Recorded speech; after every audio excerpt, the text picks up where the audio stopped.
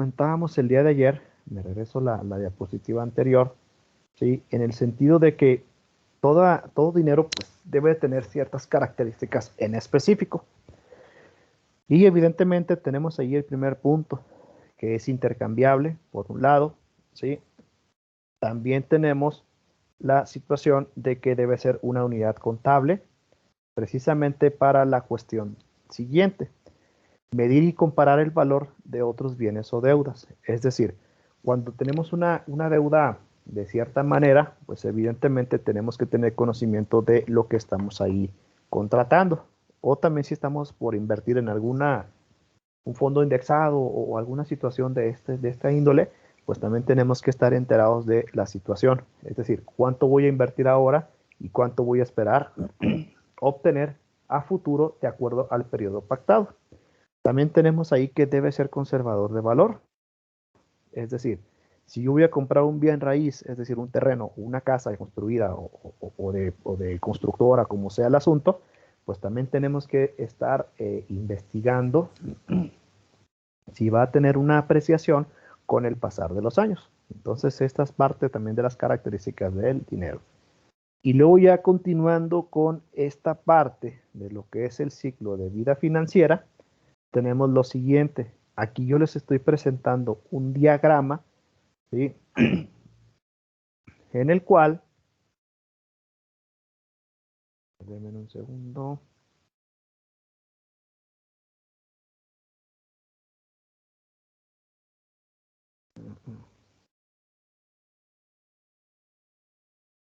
Yo no sé por qué no se quita la barra de abajo, pero bueno, espero que ahí todos lo puedan ver. Bueno, tenemos aquí el ciclo de vida financiera. Normalmente las estadísticas, como se los estoy proyectando, es como lo evidencian de las personas. Es decir, todos tenemos ciertas etapas en nuestra vida. Por ejemplo, cuando estamos en las edades de 0 años a 25 años, somos personas que estamos estudiando, ¿sí? Es decir, nos estamos preparando en la universidad. Quizás ya en estas instancias, pues ya tenemos un primer trabajo. Y ese primer trabajo nos va a representar lo que son los ingresos. Entonces, esos ingresos, sí, no siempre, no siempre van a ser un ingreso estable, puesto que a veces podemos tener un trabajo de medio tiempo, ¿sí? Y de acuerdo a las características y o necesidades que tengamos, por ejemplo, en ese trabajo, pues puede ser que un día sí pueda trabajar las 8 horas y el siguiente día pueda trabajar nada más medio tiempo. Entonces ya depende de esa disponibilidad de la situación de trabajo. Por eso le llamamos un ingreso inestable y esporádico. Es decir, no siempre tenemos un ingreso constante. Ya posterior a eso, a partir de la etapa o ciclo 2, ¿sí? Donde nos encontramos o pudiéramos encontrarnos entre edades de 25 a 45 años, pues obviamente ahí ya sí podemos contraer cierto tipo de endeudamiento, que no necesariamente tiene que ser como las variables que estoy aquí mencionando, es decir, en matrimonio, casas, automóviles, hijos, ¿verdad? Entonces ya el orden de cada una de las personas pues depende de qué es para cada uno de nosotros nuestra primera prioridad. Entonces ya depende de cada uno, pero no necesariamente tiene que ser ahí endeudamiento. Entonces, eso ya depende de cada uno. Posterior a eso tenemos el número 3, edades entre 45 a 65 años, ¿sí? Y ahí en ese sentido, cuando ya, por ejemplo, en la etapa 2, si decidimos rápidamente comprar una casa a través de diversos medios, como los comentábamos ayer, pues ya se supone que para los 40, entre 60 y 65 años, mejor dicho, ya pudiera yo estar terminando de pagar o ya estaría pagando lo que es mi casa. Y asimismo, en la etapa 2 llamada endeudamiento a través de un bien raíz, como por ejemplo la casa, ¿sí? Se va a convertir en automático en un activo de nosotros, esa casa o bien raíz. ¿Por qué? Porque ya es mío y evidentemente cada año tiene una apreciación de acuerdo a su valor catastral, como lo comentábamos ayer. También podemos aquí tomar la decisión importante de hacer inversiones. precisamente esas inversiones son las que nos pueden dar a nosotros en el punto 4 o ciclo de vida 4, 65 años y más, como un tiempo libre y evidentemente disfrutar de un ingreso pasivo. Un ingreso pasivo también puede ser cuando yo solicito un préstamo de cualquier cantidad, 100,000, 50,000 pesos o la cantidad que ustedes ahí consideren, e invertirlo. Y esos intereses que tuvieran o que pudiéramos tener, pues de ahí ir pagando esa deuda. Pasa el plazo de esa deuda y evidentemente ustedes pueden conservar esa cantidad inicial que pidieron más un interés determinado. Y luego también tenemos últimos aportes de pensión.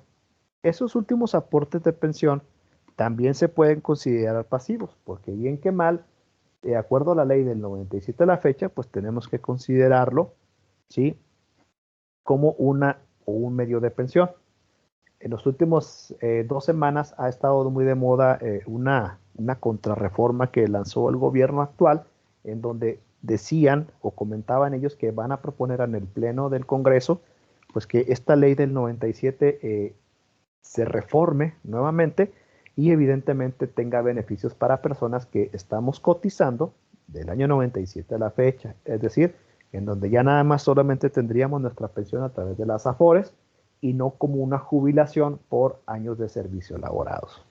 Entonces, ¿alguna duda hasta aquí con este ciclo del dinero a través del ciclo de vida financiera? Ninguna, licenciado, aunque estaría mejor fuera al revés. ¿Cómo, perdón? Aunque estaría mejor fuera al revés la línea del tiempo. Pues sí, sí quisiéramos que fuera así, ¿no? Pero realmente la situación es lo opuesto, ¿no? O sea, normalmente empezamos por la preparación y luego ya después va saliendo todo lo demás, ¿no? Pues sí, que más quisiéramos todos que naciéramos millonarios, ¿no? Pero entonces no tendría caso la vida y evidentemente pues no tendría chiste. Bueno, sí lo considero yo.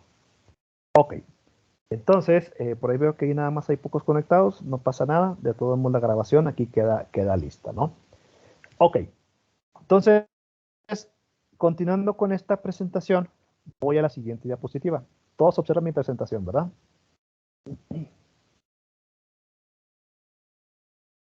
Sí. Ya no se queda congelada como ayer ni nada del estilo, ¿verdad? Ok.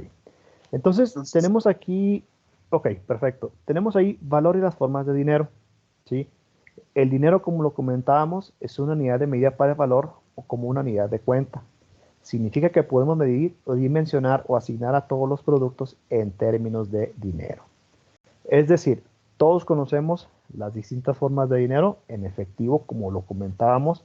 30 años atrás era muy común traer dinero en nuestras bolsas, más de 5,000, 10,000, 20,000 pesos. Hoy en día lo traemos, pero de una manera muy diferente. Es decir, a través de plásticos y también está constante ahí la situación de información a través de aplicaciones bancarias de cualquier sucursal.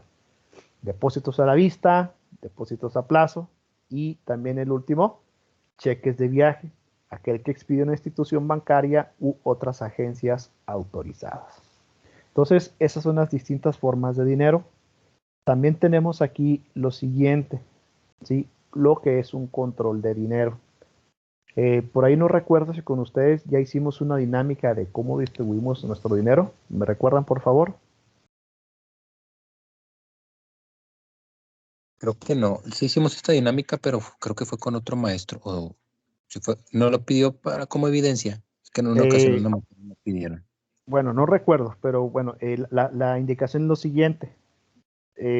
Cuando nosotros tenemos un ingreso, ya sea semanal, quincenal, mensual, como lo queramos denominar, ¿sí?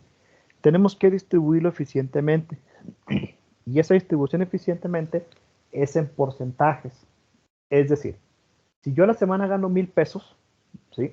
De esos 1,000 pesos, ¿cuánto destino a cada actividad principal? Y las principales actividades, pues cada quien o cada persona las va a priorizar de acuerdo a sus necesidades. Te explico. Si yo gano 1,000 pesos, de esos 1,000 pesos, ¿cuánto gasto para alimentos? Y defino un porcentaje a la semana o a la quincena, como según sea su ingreso. Y luego para otras cosas como vestimenta, que pudiera ser que también ahí estoy pagando alguna una deuda de ropa o de situaciones de estas. Y al último, ¿sí? ¿Cuánto de esos 1,000 pesos o 10,000 pesos, la cantidad que sea, en porcentaje, cuánto es lo que yo destino para el ahorro? No sé si me explico con la intención de esta dinámica. Sí, para verificar qué tan administrados somos o qué tan... Exactamente, qué tanto control del dinero tenemos con respecto a nuestras finanzas. ¿Sí? Entonces, con esta diapositiva, que creo que ya las tienen todos esta presentación, ¿sí? Vamos a realizar una pequeña dinámica, son las 12:45, ya el tiempo que ustedes ahí decidan tomarse, precisamente para que los que están aquí conectados, pues participen, ¿sí? O también a través de ahí de grupo de WhatsApp, ahorita sí lo tengo, voy a tener chance de revisarlo, ¿sí? Es decir, cuánto porcentaje destinamos a cada actividad, incluso también lo que es la preparación profesional, es decir, cuánto yo destino de ese ingreso en porcentaje para mi educación, en este caso lo que estoy recibiendo ahorita a través de vía remota. Si pago recibos de agua, transporte y demás situaciones. ¿Queda clara la indicación, chicos? Sí, Sí, contador. en Perfecto. porcentaje, no en monto, ¿verdad? Sí, puro porcentaje, no montos, así es. Muy bien. Perfecto. Y ahí pues viene la indicación en las diapositivas 9, 10, 9 y 10 en específico. Entonces, para yo continuar después con la 11, 12 y 13 y terminar con esta unidad 1. Entonces, ahí me indican ustedes cuando ya estén listos. Son las 12:46, aquí continúo en línea.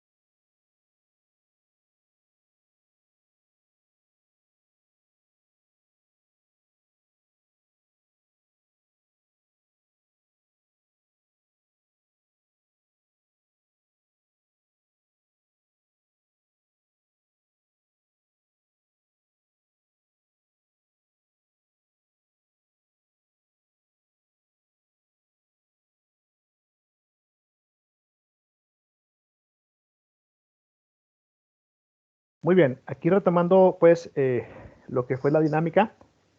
¿Pudieron culminarla o todavía están en proceso?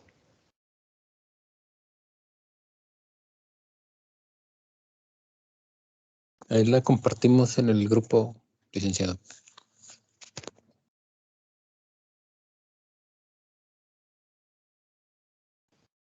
Sí, por aquí estoy viendo el licenciado Carlos Reyes, perdón, y también Juanita Torres, muy bien.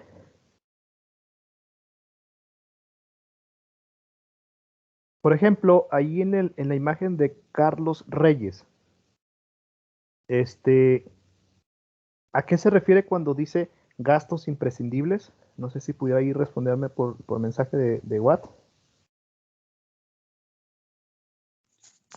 Es que como dijo que nos basáramos en la 9 y 10, ahí engloba lo que son gastos generales como servicios, los Ok. gastos O sea, que serían los son gastos fijos que cada mes hacemos tanto- aquí obligatoriamente, ¿no?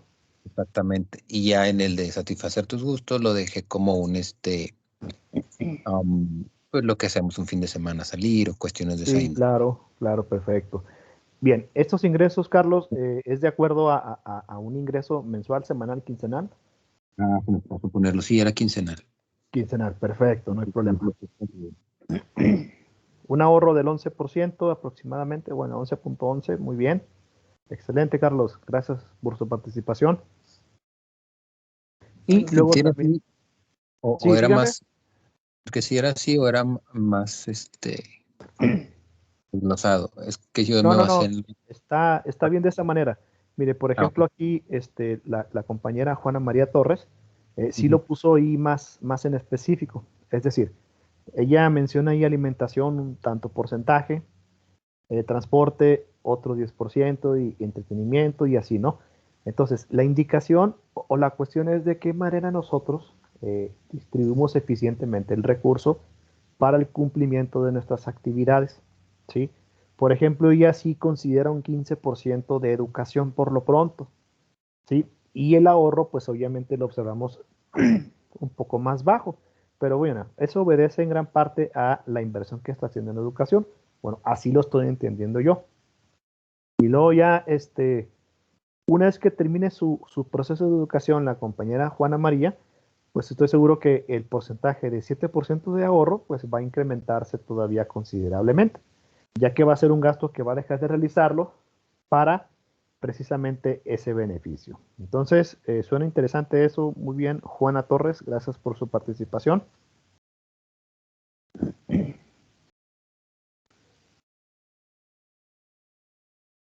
Muy bien. Entonces, continuando ya con esta situación de la presentación, ¿sí? Me voy a enfocar en lo que sigue, es decir, el control de dinero. Sí, hay que establecer metas, como bien lo comentamos aquí, ¿sí? ¿Para qué? Precisamente para un futuro. Pero también dentro de ese futuro, a veces el futuro es no previsto, es decir, no sabemos qué va a pasar mañana de acuerdo al control de dinero. Entonces, ese ahorro también, perdón, ese ahorro también se puede convertir en un aliado para una situación no prevista. De cualquier magnitud, sea cual sea la situación, ahí tenemos que considerarlo. Sí tenemos que definir prioridades precisamente y también crear un presupuesto de ahorro. Es decir, respetar siempre, si yo digo voy a ahorrar siempre el 11%, el 15%, el 30% de acuerdo a mis necesidades y prioridades, pues evidentemente es respetarlo cada ingreso semanal, quincenal o mensual que yo tenga, ¿sí? Y de esa manera, pues nosotros estamos administrándolo, distribuyéndolo y evidentemente también teniendo un cierto control de. Porque puede suceder, y como en muchos casos, diversos estudios también lo mencionan, que ciertos gastos hormigas, ¿sí? Es decir, voy a comprar esto, voy a comprar lo otro, situaciones así de esa magnitud, hacen que tu dinero desaparezca de manera más rápido. Entonces hay que tener una disciplina en el cuidado del dinero. Continuando con esta situación, ¿sí? Esa regla siempre ha sido así, es decir, la 50-20-30. Esa regla, perdón, 50-20-30 la mencioné acá en la diapositiva 9. 50% en gastos imprescindibles, es decir, algo que sí necesito sí o sí realizarlo cada mes, ahí va. Un porcentaje para el ahorro y otros gustos o necesidades. Entonces, esa regla 50-20-30 va dependiendo de las necesidades. Es decir, no tiene que ser forzosamente un porcentaje como lo mencionamos aquí. Cada quien decide el nivel de ahorro que va a realizar de acuerdo a sus necesidades y en este caso también obligaciones. Cuando respetemos esas situaciones, pues nosotros vamos a lograr tener un equilibrio entre lo que yo estoy gastando y también con lo que estoy ingresando. Y de esa manera, pues, vamos a lograr tener una disciplina financiera.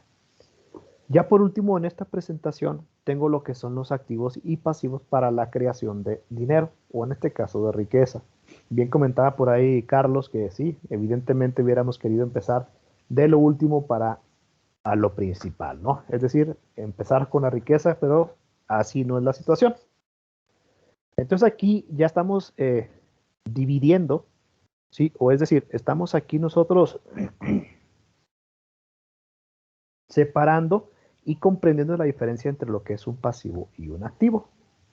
Es decir, los pasivos, pues evidentemente son deudas necesarias, ¿sí? Que así hacemos nosotros. Por ejemplo, la hipoteca de una casa, si yo tengo una tarjeta de crédito, un préstamo para la compra de un automóvil, como bien lo menciono aquí en estas características. Sí, estoy de acuerdo con eso, Juanita, estoy de acuerdo. Y luego también vemos ahí en el closet, ¿no? Pues de nuestras hermanas, de nuestra mamá, de nuestra pareja, un montón de cajas de zapatos que también ahí están, pues desde hace muchos años, ¿no? Y aunque ya pasaron de moda, pues ahí lo siguen teniendo y luego siguen acumulando más zapatos, ¿no? Sí, sí se puede considerar como una pérdida, evidentemente, pero bueno, eso ya depende de los gustos y necesidades de cada persona. Bueno, retomando aquí el tema, los pasivos sí son deudas y por otro lado tenemos los activos, es decir, algo que me sirva a mí para tener cierta situación de estabilidad, ¿sí? El dinero deuda es también dinero que una persona debe a otra cosa. Pero también nos recordamos que nos mencionábamos ayer, hay deudas buenas y también por consiguiente hay deudas malas. Entonces, la hipoteca, es decir, el crédito hipotecario, mejor dicho, nunca debemos de considerarlo como una deuda mala, puesto que esa es una apreciación de un bien raíz con el pasar de los años. Y por otro lado, los activos, que son los bienes y servicios que adquiere una persona o familia con la finalidad de satisfacer sus necesidades.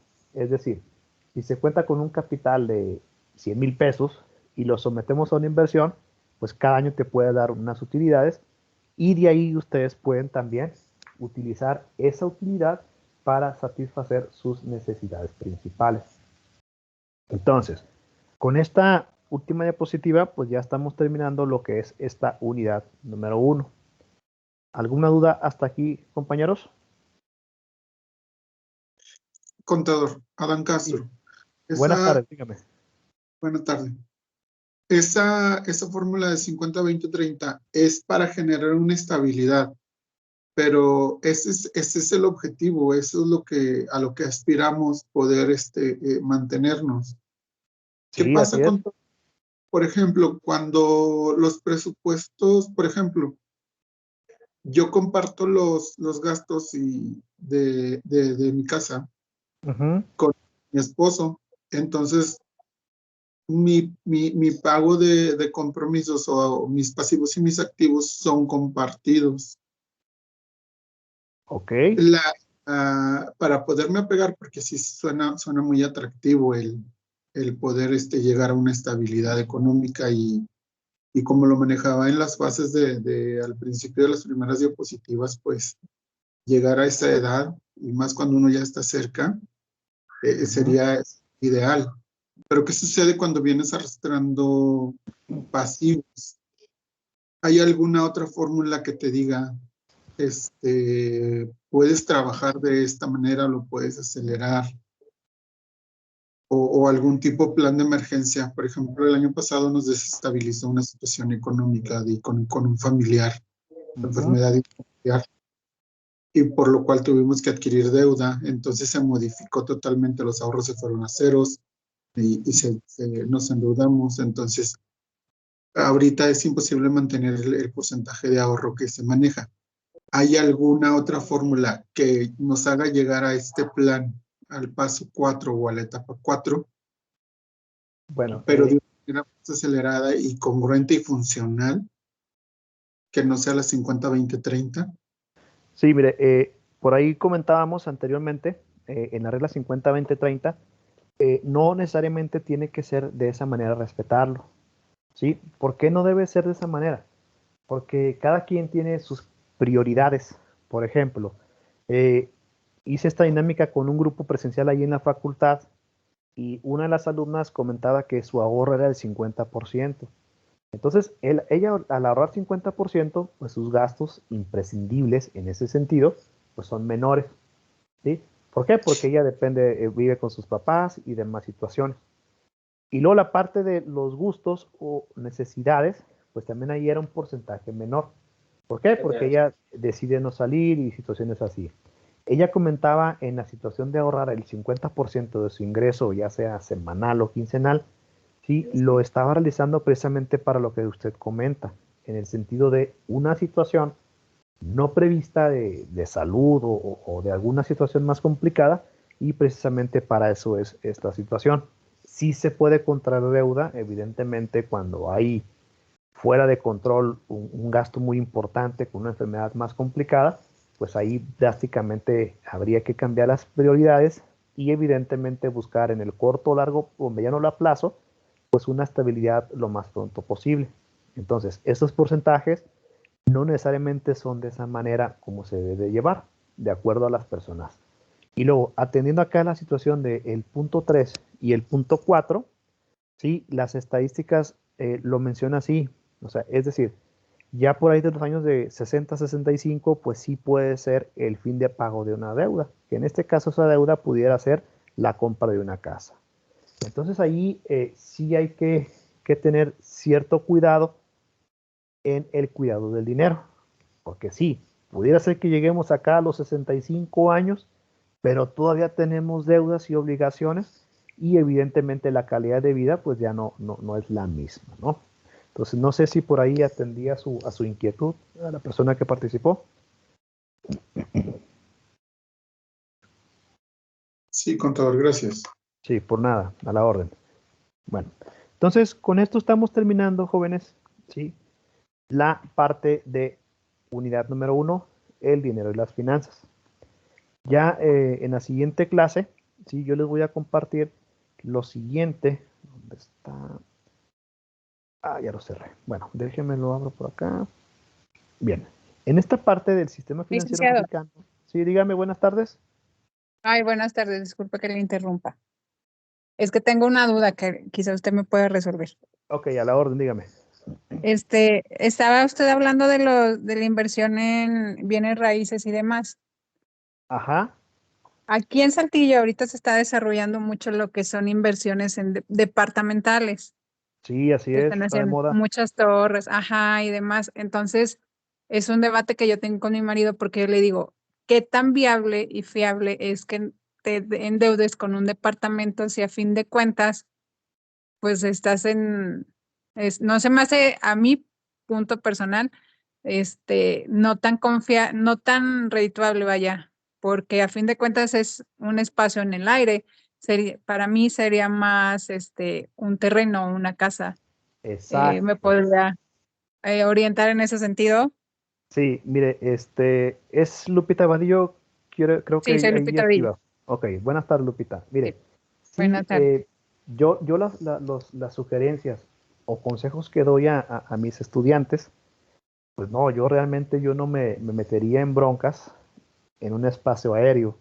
Yo prefiero invertir sobre algo físico, algo que está ahí, ¿no? Es decir, un terreno o una casa.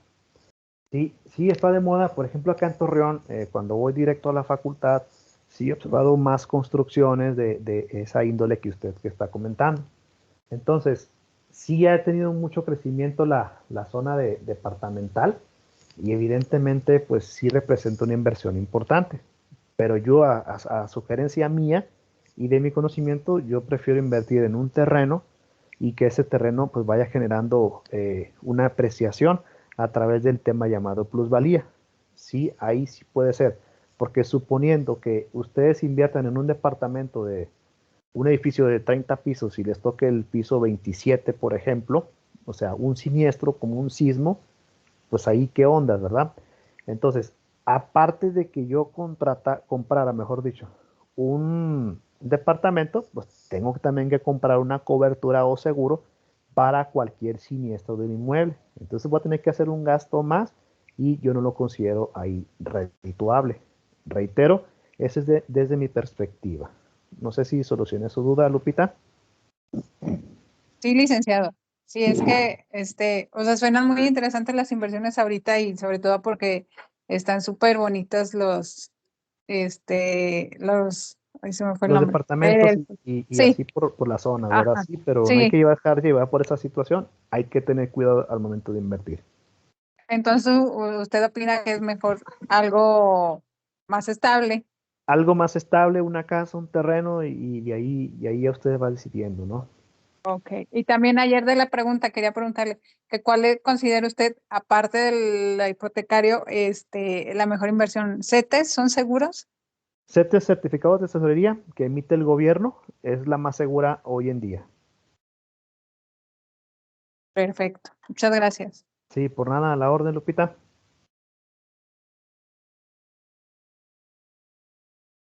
Bueno, entonces, una vez que ya vimos el tema del dinero, ahora vamos a ver lo que es o cómo funciona el sistema financiero mexicano. Entonces, son 32 diapositivas que también ya les voy a proporcionar ahí más tarde relacionado con esto. Perdón. Es decir, todo mundo pues tenemos una cuenta bancaria cuando menos. Y esa cuenta bancaria, ya sea de débito o de crédito, pues nos van a pedir un requisito muy indispensable y primordial, lo que es la famosa RFC o el famoso Registro Federal de Contribuyentes.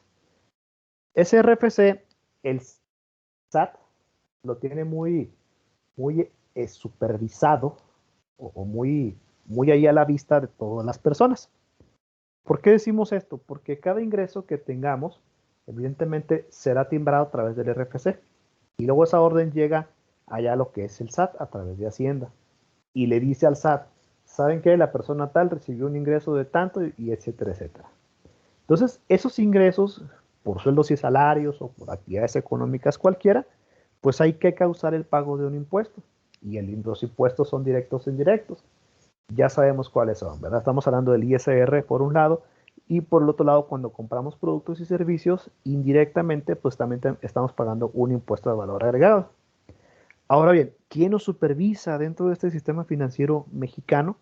Pues, por ende, a través de instituciones públicas u organismos, ¿sí? Que van a captar, administrar y canalizar la inversión, el ahorro dentro de lo que corresponde en el territorio nacional. Es decir, todo movimiento monetario que yo realice dentro del país, pues ¿quién va a estar enterado en primera instancia? Lo que es el Servicio de Administración Tributaria.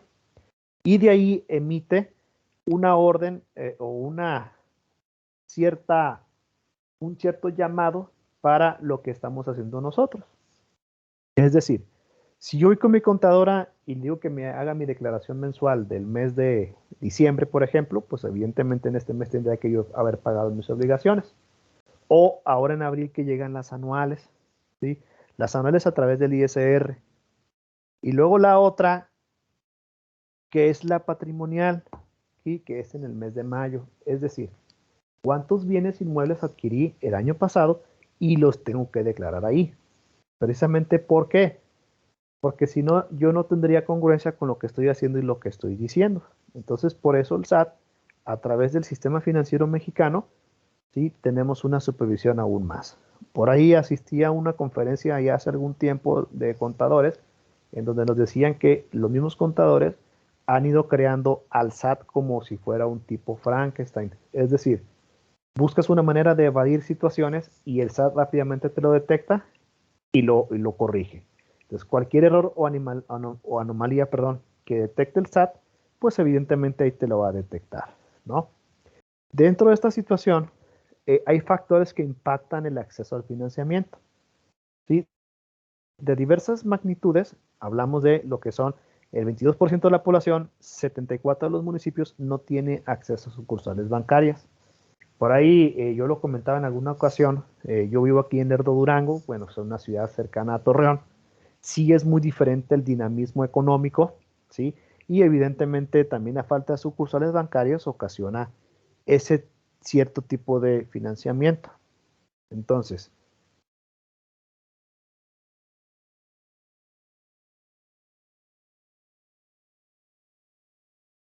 $5.4 recibe financiamiento formal y el 11.6% financiamiento informal.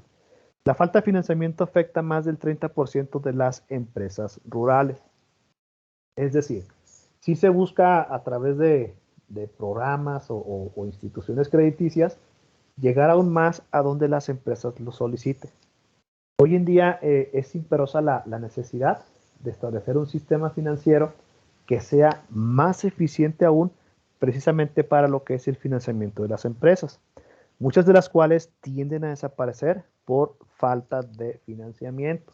Entonces, esos programas que emiten tanto instituciones crediticias como también instituciones públicas, pues tienen que estar ahí de manera coordinada para limitar o reducir, mejor dicho, que estos factores que impactan a dicho financiamiento. Entonces, ya para no continuar con la clase, chicos, y dejaros hasta aquí, les voy a enviar más tarde lo que es esta información para que en la siguiente clase del próximo jueves retomemos aquí con este sistema financiero mexicano, cómo se funciona y en específico acá de cómo está estructurado. Es decir, quién nos va a supervisar, ¿sí? A través de instituciones públicas hasta lo que son las bancas múltiples, bancas de desarrollo y diversas situaciones financieras. ¿Queda clara la indicación? Sí, contador. Perfecto. Entonces, perfecto. Entonces, termino aquí la presentación, jóvenes, y más a ratito les envío esta información. Gracias, licenciado. Gracias, jóvenes. Una excelente tarde para todos. Dios los bendiga. Nos vemos el próximo jueves. Gracias, igualmente. Hasta luego. Gracias. Hasta luego.